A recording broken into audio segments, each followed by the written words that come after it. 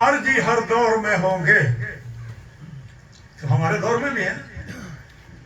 حدیث کہہ رہی ہے کہ خارجی ہر دور میں ہوں گے اور ان کا آخری گروہ دجال کے ساتھ ہوگا۔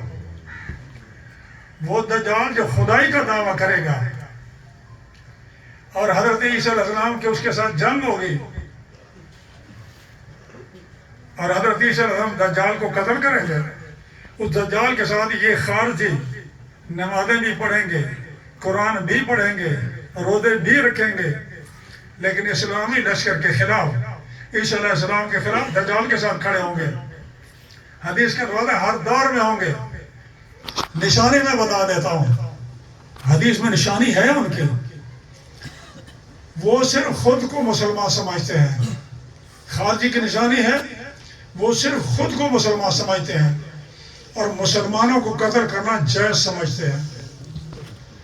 آج پر ٹی وی پر اب خبریں سنتے ہیں کہ اتنے پولیس سے یا فوجیوں نے اتنے خارجی مار دیے۔ یہ لفظ استعمال ہو رہا ہے آج کل ٹی وی کی خبروں میں نے صبح ہی سنا ہے۔ بھائی فوج کے ہاتھوں اتنے خارجی مارے گئے، یہ خارجیوں کے ہاتھوں میں اتنے سپاہی شہید ہو گئے۔ خارجی کا لفظ استعمال ہو رہا ہے۔ حدیث میں ہے کہ خارجی ہر دور میں ہوں گے۔ میں ان کی نشانی آپ کو بتا رہا ہوں۔ وہ صرف خود کو مسلمان سمجھتے ہیں اور مسلمانوں کو قتل کرنا جائز سمجھتے ہیں اور اللہ کے محبوب کی شان میں کمی کرتے ہیں۔ تین نشانیاں یاد رکھیں۔ صرف خود کو مسلمان سمجھتے ہیں، مسلمانوں کو قتل کرنا جائز سمجھتے ہیں۔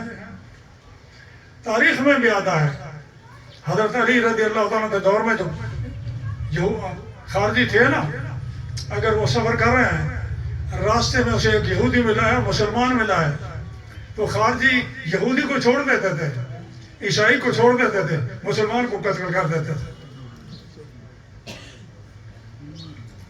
حدیث کے الفاظ ہیں کہ یدعون اہل الاحسان ہے ویقتلون اہل الاسلام ہے۔ وہ بت پرستوں کو چھوڑ دیں گے، مسلمانوں کو قتل کریں گے اور اللہ کے محبوب کی شان میں کمی کریں گے۔ وہ ہماری طرح تھا، وہ ایک پوسٹ مین تھا، وہ ایک ڈاکیا تھا، اس نے وہ خط پہنچا دیا عرب کا، اس کی ڈیوٹی ختم ہو گئی۔ اس قسم کی باتیں تاریخ سماعت پر موجود ہیں۔ عزیزان گرامی، آپ خوش قسمت ہیں کہ آپ امت مسلمہ میں شامل ہیں۔ یہ خوش قسمتی ہے اس امت کی کہ اللہ کے میں فرمائے امتی امت مرحومہ، اور قرآن کہتا ہے کنتم خیر امت اخرجت للناس، تم بہترین امت ہو۔ یہ حقیقت ہے کہ ہم اپنے گریباں میں جا کے بہتری کی کوئی صورت نظر نہیں آتی۔ بعض لوگ یہ کچھ تنظیمیں ہیں، بعض لوگ میرے پاس آ جاتے ہیں نا، میں ان سے ایک سوال کرتا ہوں، وہ سوال میں آپ سے بھی کر لیتا ہوں۔ ذرائع ابلاغ، بات پہنچانے کے ذرائع، یہ موبائل آ گیا ہے، انٹرنیٹ آ گیا ہے، یہ جو کہتے ہیں بھئی یہ دنیا گلوبل ولیج بن گئی ہے، کہ آپ روس کی بات سن رہے ہیں، امریکہ کی بات سن رہے ہیں، امریکہ میں بیٹھے دوست کو دیکھ بھی رہے ہیں، اسے بات بھی کر رہے ہیں۔ یہ گلوبل ولیج، انٹرنیٹ کے ذریعے بھی تبلیغ ہو رہی ہے۔ تبلیغی جماعتیں بے شمار بن گئی ہیں۔ دیوبندیوں کی تبلیغی جماعت ہے، مصر کندھوں پر ہے، تبلیغ کر رہے ہیں پوری دنیا میں۔ یہ دعوت اسلامی ہے، یہ بھی تبلیغی جماعت ہے، یہ بھی تبلیغ کرتے ہیں۔ کوئی اسلامی جماعت ہے، کئی نام ہیں، دعویٰ ہے کہ ہم دین کا کام کر رہے ہیں۔ دوسرا یہ ہے کہ بے شمار دینی رسائل، میں صرف اگر اہل سنت بریلی کی بات کروں تو اتنے رسالے میرے پاس آتے ہیں کہ میں انہیں پوری طرح پڑھ نہیں سکتا، صرف سنیے کے رسائل۔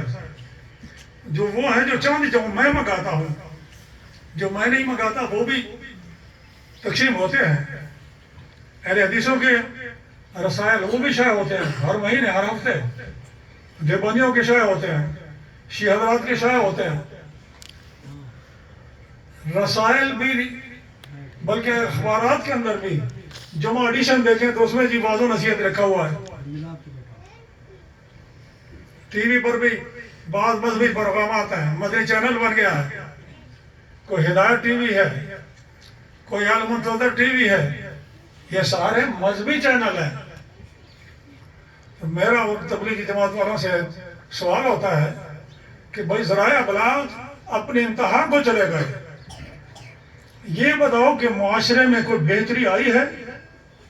نہیں آئی۔ ذرائع ابلاغ کی انتہا ہے، تبلیغی جماعتوں کی بھی انتہا ہے، رسائل دین کی بھی انتہا ہے، لیکن اخلاقی طور پر کوئی بہتری نہیں آئی۔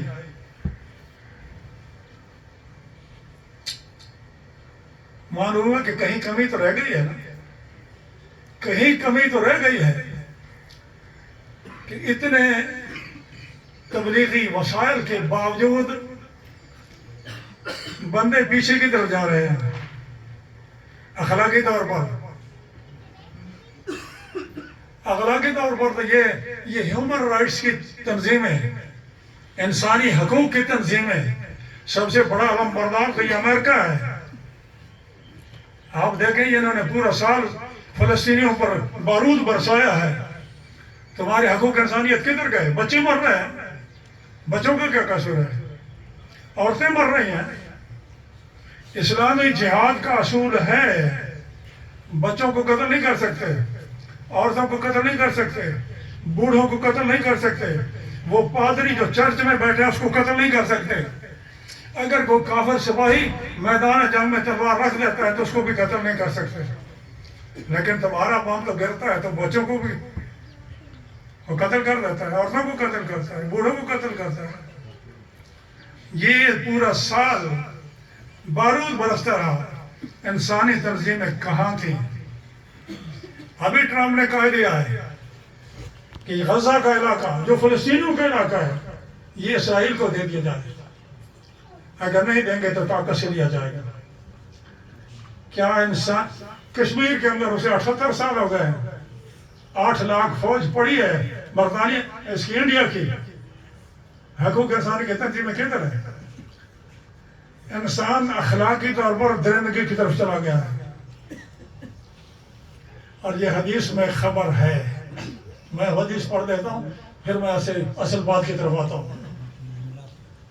وہ غیبی خبر یہ ہے اللہ کے رسول کی، میرا موضوع بھی یہی تھا، اللہ کے محبوب کے صفت علم کا ذکر۔ وہ غیبی خبر یہ ہے اللہ کے محبوب فرمایا صحابہ کرام کو کہ ایک وقت آئے گا کہ دوسری کافر قومیں تم پر اس طرح ٹوٹ پڑیں گی جیسے بھوکے دسترخوان پر ٹوٹ پڑتے ہیں۔ صحابہ کرام نے عرض کیا یا رسول اللہ ہماری تعداد تھوڑی ہوگی، لیکن فرمایا تعداد تو بڑی ہوگی۔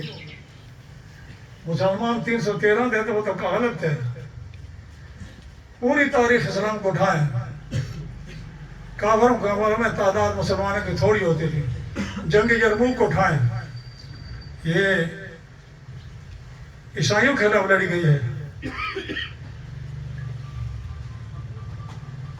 عیسائیوں کی فوج 6 لاکھ ہے اور مسلمان 46,000 ہیں، لیکن یہ 46,000 ان پر غالب ہے۔ اگر آپ جو صلیبی جنگیں کہتے ہیں، صلاح الدین ایوبی کی جنگ، کہ مسلمان تعداد میں تھوڑ دیں اور پوری عیسائیت، صلیبی جنگ جس کو کہتے ہیں، وہ سارے ایک طرف تھے، پھر بھی مسلمانوں پر غالب آئے۔ اب کیا صورتحال ہے؟ جو اللہ کے فرمایا کہ یہ کافر تم پر ٹوٹ پڑیں گے جیسے بھوکے دسترخوان پر ٹوٹ پڑتے ہیں۔ تو صحابہ کرام نے کیا یا رسول اللہ کیا ہم تھوڑے ہوں گے؟ فرمایا نہیں، تھوڑے نہیں، مسلمانوں کی تو آزادی عرب سے بھی زیادہ ہے.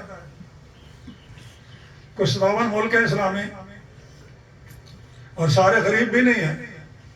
پاکستان کو تو غریب بنایا گیا ہے نا. سعودیہ بڑا امیر ملک ہے, کویت بڑا امیر ملک ہے, ابو ظبی ہے, دبئی ہے, یہ سارے امیر ملک ہیں. عراق پر حملہ کیا گیا تو تیل کے لیے کیا ہے, شام کو تباہ کیا گیا ہے, یا اپنا لیبیا کو. یہ سارے مسلمان ملک ہیں. صحابہ کرام نے کہ رسول ہم تھوڑے ہوں گے؟ فرمایا نہیں, تھوڑے نہیں ہوں گے. وجہ کیا ہوگی کہ کافر ہمیں ماریں گے اور ہم ان سے انتقام نہیں لے سکیں گے, ان سے بدلہ نہیں لے سکیں گے. اللہ کے فرمایا تمہیں وہن پیدا ہو جائے گا. اور کیا یا رسول اللہ وہن کیا ہے؟ تو اللہ کے فرمایا کہ موت سے نفرت اور دنیا کی محبت, دو باتیں بتائیں. ہم جہاد کا نام نہیں لیتے ہیں, کہتے ہیں مذاکرات.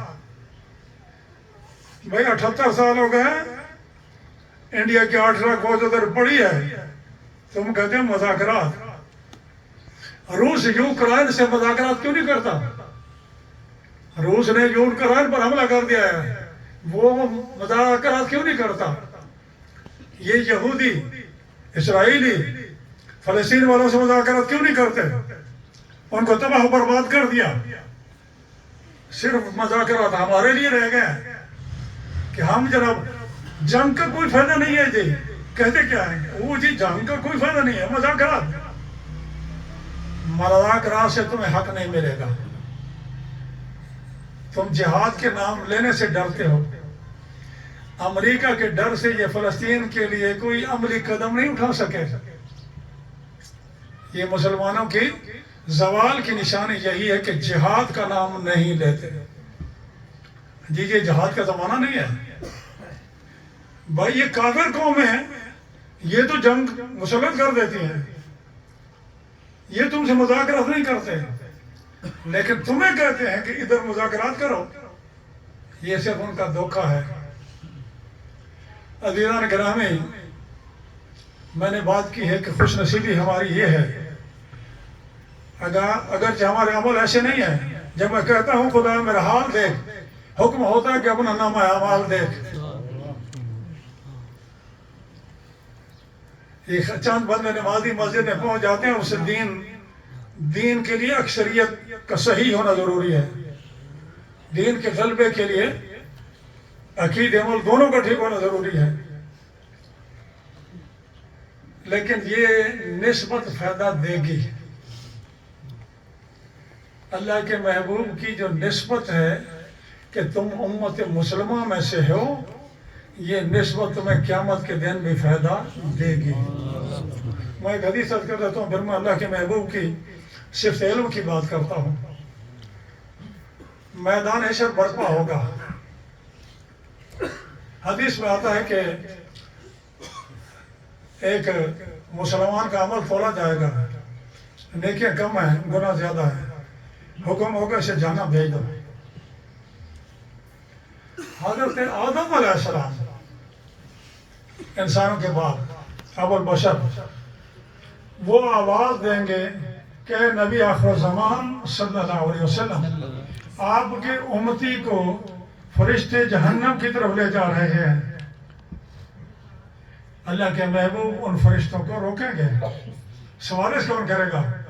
آدم علیہ السلام. اللہ کے محبوب سے راستہ روکیں گے فرشتوں کا کہ میرے اس امتی کو کہاں لے جا رہے ہو؟ امتی کا عمل تو صفر ہے. نیکیاں ہوتی تو جنت میں جاتا نا جی, وہ تو پکڑ خالی ہے, گناہوں کی وجہ سے جہنم کی طرف جا رہا ہے. لیکن یہ نسبت کہ تم اللہ کے رسول کا امتی ہے, اس نسبت نے تجھے فائدہ دیا ہے. فرشتے عرض کریں گے مولا کریم اس کا حساب کیا ہے, اس کی نیکیاں تھوڑی ہے, گناہ زیادہ ہے, رب نے حکم دے دیا تھے جہنم میں ڈالو. اللہ کا محبوب فرمائے گا اسے واپس لے چلو, میزان عدل کے پاس واپس لے چلو. فرشتے خدا کی بارگاہ میں عرض کریں گے مولا کریم حساب تو ہو چکا, تیرا حکم بھی ہو چکا, تیرا حبیب کہتا ہے کسے واپس لے چلو. رب تعالیٰ فرمائے گا جیسا میرا حبیب کہتا ہے ایسے ہی کرو. سبحان اللہ سبحان اللہ. کیا رب کو پتہ نہیں تھا کیسا ہوگا؟ رب کو پتہ تھا، لیکن اپنے محبوب کی عظمت دکھانی مقصود تھی. فقط اتنا ہی مقصد ہے انقاذ بزم معاشر کا کہ ان کی شان محبوبی دکھائی جانے والی ہے. نعرہ تکبیر، اللہ اکبر، نعرہ یا رسالت، رسول اللہ عظمت مصطفیٰ. زندہ باد. کسی شاعر نے کہا کہ سب معلوم تھا کیسے ہوا کیوں کر ہوا، پرسش اعمال سے مقصد اور رسوائی میری. رب بھی جانتا ہے کہ بندے کا عمل کیا ہے، فرشتوں نے بھی لکھ دیا ہے، بندے کے عذاب بھی گواہی دے دیں گے. تو رب تعالیٰ کسی بندے کو اگر جہنم میں بھیج دے اسے کو پوچھنے والا ہے؟ تو شاعر کہتے ہیں اس ترازو کی کیا ضرورت ہے؟ خدا تو بھی جانتا ہے کہ بندے کا عمل کیا ہے، تیرے فرشتے جانتے ہیں. اس ترازو کی ضرورت کیا ہے، یہ میزان عدل کی کیا ضرورت ہے؟ تو شاعر کہتا ہے یہ رب تعالیٰ نے اس لیے لگا کہ اپنے محبوب کی عظمت ظاہر کرنا چاہتا ہے. فقط اتنا ہی مقصد ہے انعقاد بزم معاشر کا کہ ان کی شان محبوبی دکھائی جانے والی ہے. میزان عدل کے پاس لایا جائے گا.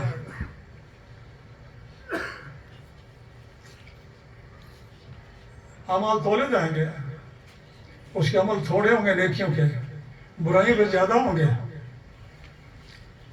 حدیث میں آتا ہے، اسے حدیث بطاقہ کہتے ہیں کہ اللہ کے محبوب اپنی جیب پاک سے ایک کاغذ کا ٹکڑا نکالیں گے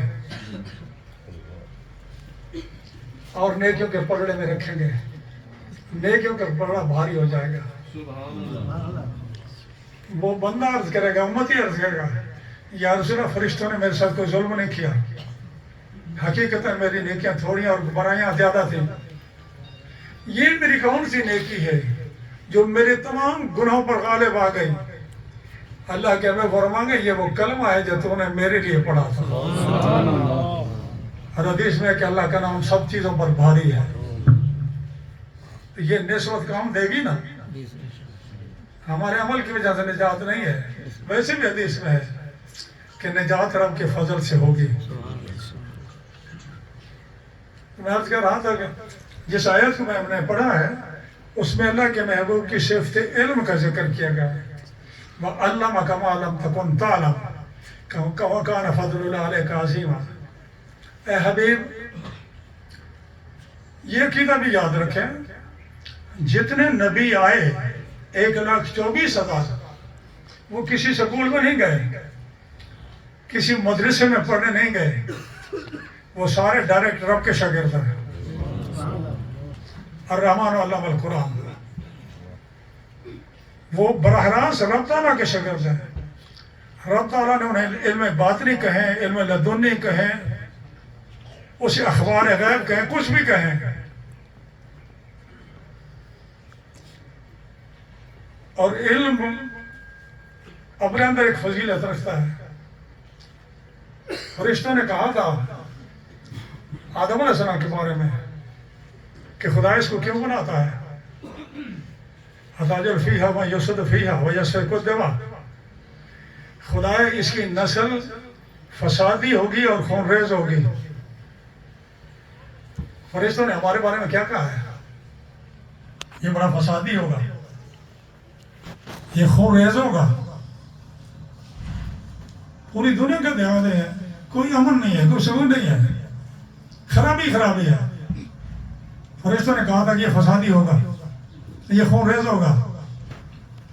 فسادی اور خون ریزی ہے، امن ہے نہیں ہے؟ پاکستان کہتے ہیں امن ہے. یہ پوری چوکیوں پر بم دھماکے ہوتے ہیں. یہ آرمی اسکول کے اندر بچوں کو قتل کر دیا گیا. جو بچے کسی میز کے اندر چھپ رہے تھے ان کو گولی مار دی گئی. جو کسی لیٹرین میں چھپا اس کو گولی مار دی. ان بچوں کا قصور کیا تھا؟ فرشتے کہہ رہے ہیں کہ خدا اس کی نسل تو خون ریز ہوگی، یہ فسادی ہوگی، اور باقی انسان فسادی بھی خون ریز بھی ہے. رب تعالیٰ نے کیا فرمایا؟ انی عالم والا تعلمون. اس کی ایک صفت ایسی ہے جو میں جانتا ہوں تم نہیں جانتے. وہ صفت کیا ہے؟ خدا رسول کی محبت، ایثار، عشق الہی، یہ صفت ہے، اور باقی مخلوق میں یہ صفت نہیں ہے، صرف انسان کے اندر ہے۔ تو میں عرض کر رہا تھا کہ انبیاء جتنے آئے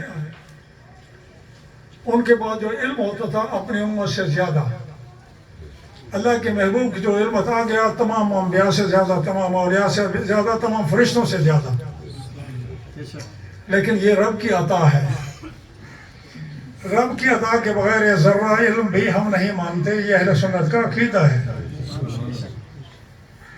یعنی مخلوق میں سب سے زیادہ علم خالق کے کائنات نے اپنے حبیب کو عطا کیا ہے۔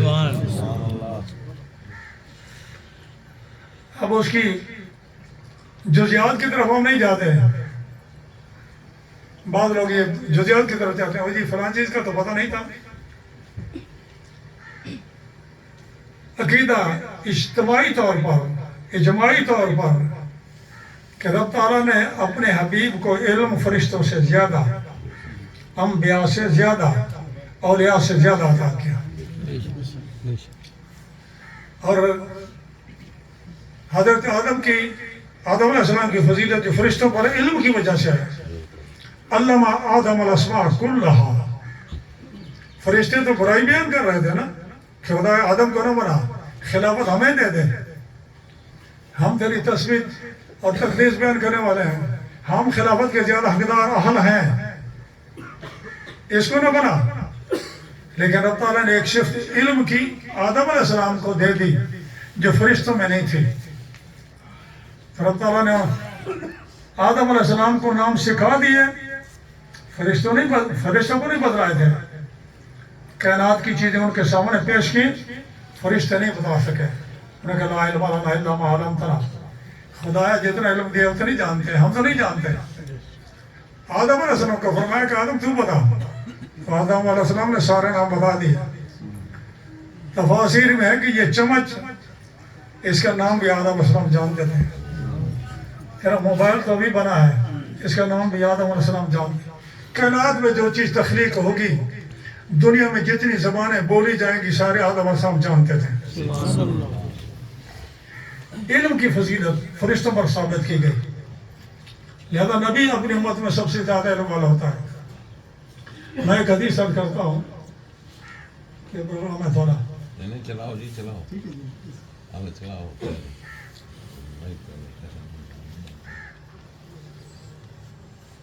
مدینہ طیبہ کا ایک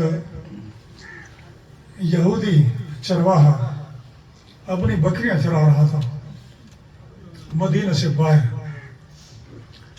ایک بھیڑیے نے اس کی بکری پکڑ لی، کہتے ہیں وہ چرواہا ڈنڈا لے کر اس کے پیچھے دوڑا اور بکری اس کے منہ سے چھین لی۔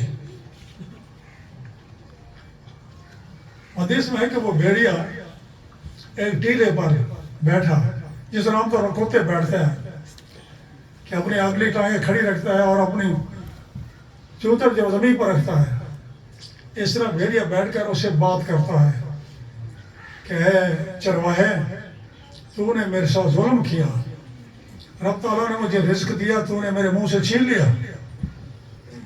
اس چرواہے نے کہا تعجب کی بات ہے، بھیڑیا عربی زبان کے اندر فصیح عربی زبان میں بول رہا ہے، یعنی جانور بول رہا ہے۔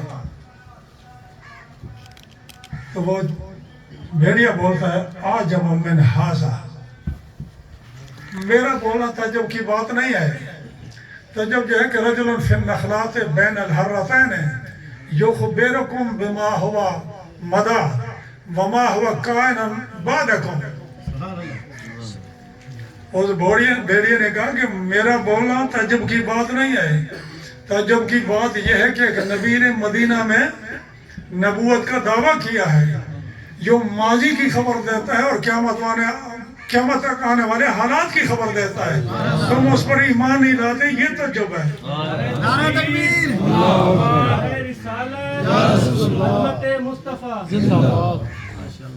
بھیڑیے نے اللہ کے محبوب کی کیا صفت بیان کی؟ صفت علم کو بیان کیا، یخبرکم بما مدی، माजी की खबर भी देता है, जो गुजर चुका है उसकी खबर भी देता है, और जो कुछ क़यामत तक हो रहा है उसकी खबर भी देता है, और तुम उस पर ईमान नहीं लाते। उस चरवाहे ने कहा कि मैंने भी सुना है कि मक्का से एक बंदा आया है, उसने नबूवत का दावा किया है, तेरी गवाही से मेरा दिल भी मुतमईन हो गया है कि तू ठीक कह रहा है, वो नबी बरा का है। मैं चाहता हूँ जाकर फौरन कलमा पढ़ के मुसलमान हो जाऊँ, लेकिन ये तो दूसरों की बकरियां हैं, ये लोगों की, यहूदियों की बकरियां हैं, इनका क्या बनेगा? तो चरवाहे ने कहा, उस भेड़िए ने कहा, मैं मुहाफिज हूँ।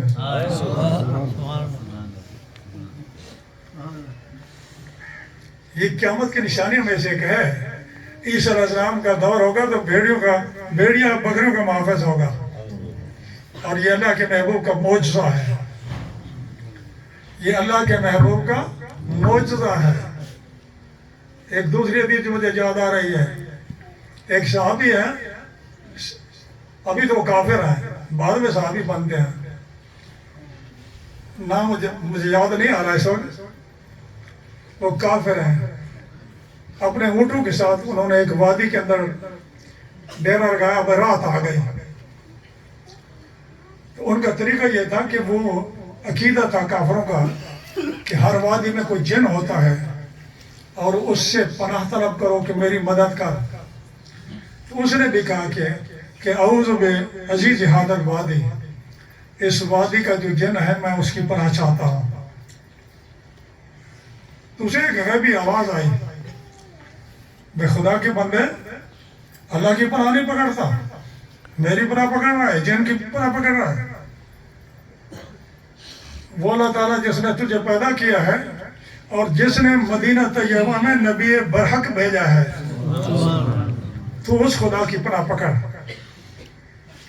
उस बंदे ने कहा, भाई तू नबी बरहक की खबर दे रहा है, मैंने भी उसके बारे में सुना है, तू कौन है? उसने कहा, मैं मुसलमान जिन हूँ और मैं तुझको सही खबर दे रहा हूँ। उसने कहा, मेरा दिल करता है कि मैं भी मदीना चला जाऊँ, लेकिन मेरी ये ऊँट, इनका क्या होगा? उस जिन ने कहा, मैं तेरे घर पहुँचा दूंगा। हदीस में पूरा कैसा ये है, वो बंदा उस रात के वक्त ही चल पड़ा मदीना की तरफ। मदीना पहुंचा तो जुमा का दिन था, जुमा की नमाज हो चुकी थी, सहाबा किराम मस्जिद से निकल रहे थे। हजरत अबू ज़र ग़िफ़ारी रज़ी अल्लाह ताला अन्हु उस बंदे के पास आए कि अल्लाह का रसूल तुझे बुला रहा है। अल्लाह के महबूब की बारगाह में हाजिर होकर कलमा पढ़कर मुसलमान हो गया। तो अल्लाह के रसूल फरमाया कि जिन ने, उसका नाम भी है जिन का, उसने जो से वादा किया था वो पूरा कर दिया है, उसने वो तेरे ऊँट तेरे घर पहुंचा दिए। और जिसमें यहूदी चरवाहे की बात कर रहा हूँ, उसने उस भेड़िए पर एतबार किया। मदीना तैयबा मस्जिद नबी में हाजिर होता है, अल्लाह के महबूब वहाँ जलवा कर रहे हैं, सहाबा किराम अभी नहीं बैठे। उसने अपना वाक़या सुनाया कि मेरी हाजिरी इस वजह से कि एक भेड़िए ने आपकी नबूवत की गवाही दी है, कलमा पढ़कर मुसलमान हो गया। अल्लाह के रसूल ने उसने उससे भी यही फरमाया कि भेड़िया जो वादा किया है वो वादा पूरा करेगा। और फिर उसको कहा, यहाँ बैठो। और फिर एक सहाबी को बुलाया, सारे सहाबा को बुला रहा हो, सारे सहाबा को बुलाया गया। अब उस चरवाहे को खड़ा किया कि अपना वाक़ा इनको भी बता। और उस जब मुसलमान हो चुका है, उसने सहाबा किराम को भी अल्लाह के रसूल की इस सिफ्त की खबर दी। अल्लाह के महबूब का मौजज़ा है कि जानवर भी अल्लाह के महबूब की रिसालत की गवाही देते थे। वो